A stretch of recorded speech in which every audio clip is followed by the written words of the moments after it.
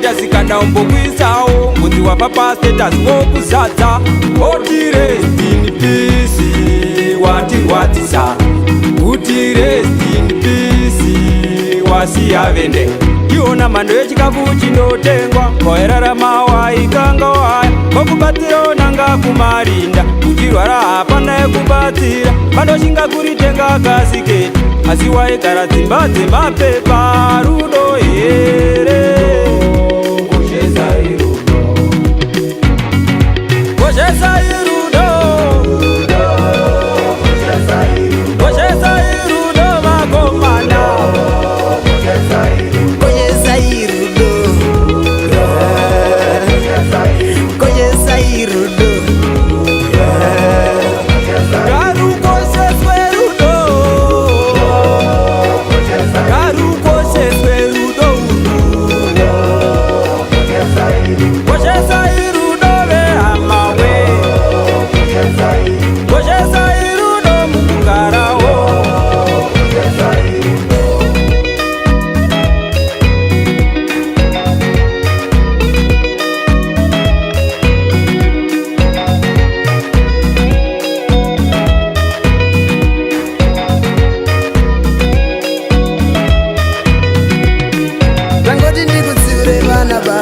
ndangoti ndikutsiure vana mama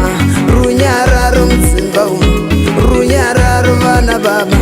runyararo mudzimba umu runyararo vana baba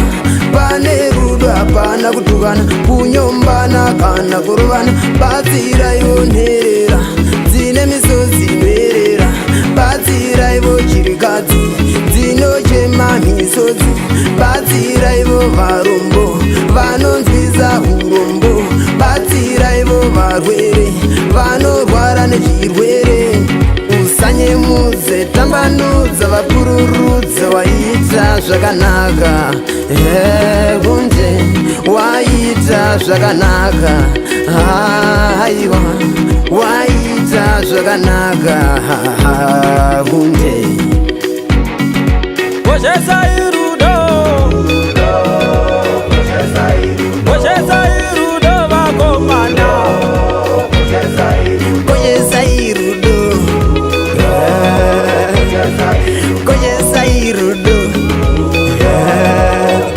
karukosheswe rudo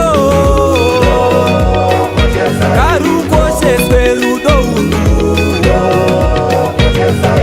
koshesai rudo vehamawe koshesai rudo mukugarawo tikonesai mwari wedu tiitewo rudo munyika yezimbabwe tigare zvakanaka sikatarise ganda kana kwaanobva kwaanogara kana mutuko wake mugana tipane zvakaenzana angave mukomana kana musikana anorwara nemutezo kana asingaoni hatidi mirishonga hatidi kurovana tinoda budiriro tinoda rugare rudo rudo rudo koshesai rudo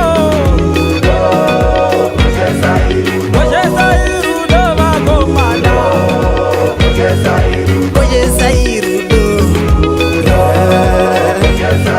koshesai rudo karukosheswe rudo karukosheswe rudo koshesai rudo vehamawe